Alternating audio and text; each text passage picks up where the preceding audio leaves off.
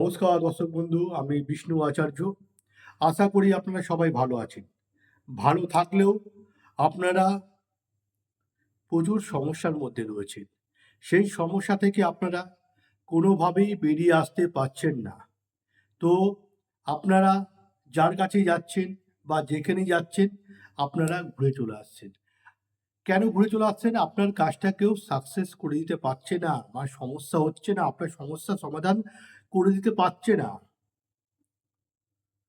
দেখুন, প্রথমত জানতে হবে যে সমস্যাটা কোথা থেকে আসছে, যে কেন কাজটা হচ্ছে না। তার আগে দেখে নিতে হবে যে কাজটা না হওয়ার কারণ কি। হাত চালান করে হোক, আয়না দর্পণ করে হোক, সেটা দেখতে হবে। তবে কিন্তু কোন তন্ত্রে কাজ করলে কাজটা হবে, সেই তন্ত্রই কিন্তু কাজটা করতে হবে। তবেই কিন্তু কাজ হবে। দেখা গেল আপনি একজনের কাছে গিয়েছে একজনের কাছে আপনি গিয়েছেন, গিয়ে বলে হ্যাঁ কাজটা হবে। তিনি কাজটা করে দিলেন, কিন্তু আপনার কাজটা সাকসেস হলো না। কেন হলো না? দেখুন, প্রথমত আপনি যখন চেম্বারে আসছেন বা ওনার সাথে দেখা করছেন বা আমার সাথে দেখা করেন না কেন, আমি তাকে বলবো আগে বাড়ির মাটিটা নিয়ে আসুন। দেখুন, বাড়ির মাটি যদি খারাপ থাকে, বাটির বাড়ির মাটি খারাপ বলতে কি বোঝায়? যেটা বাস্তু।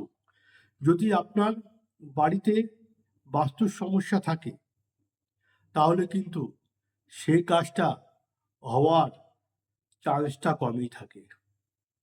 সেই কাজ হতে চায় না। তো সেই কারণে আগে বাস্তুটা পরীক্ষা করে নিতে হবে। আপনি বাড়ির থেকে মাটি আনলেই বোঝা যাবে আপনার বাড়িতে বা আপনার বাড়ির কোনো অংশে বা আসবাবপত্র বা আপনি যে জায়গাটা বাড়ি করেছেন, সে কোনো সমস্যা আছে কিনা।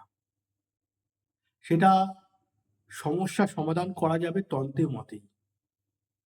যে বাড়িতে মহা হোমযজ্ঞ করতে হবে, সেরকম কোনো দরকার নেই। কোনো দরকার নেই। আপনি মাটিটা নিয়ে আসবেন। সেই মাটি দিয়েই একটা তন্ত্রক্রিয়া প্রয়োগ করে সেটা বাস্তুর সমস্যাটা কোনোভাবে কাটিয়ে আপনার বশীকরণ ক্রিয়াটা কাজ করা যাবে। তবেই কিন্তু আপনার কাজটা সাকসেসফুল হবে। না হলে কিন্তু কোনোভাবেই আপনার কাজ সাকসেসফুল হবে না। আপনি হাজার জায়গায় যান না কেন, কোনোভাবেই হবে না। আগে বাস্তুটা পরীক্ষা করা মাস্ট। আগে দেখতে হবে আপনার বাস্তুটাকে কেউ ক্ষতি করে রেখেছে কিনা। সে তো অন্য কেউ তো ক্ষতিও করে রাখতে পারে। সেটাকে দেখতে হবে যে আপনার বাস্তুর কেউ কোনো ক্ষতি করে রেখেছে কিনা।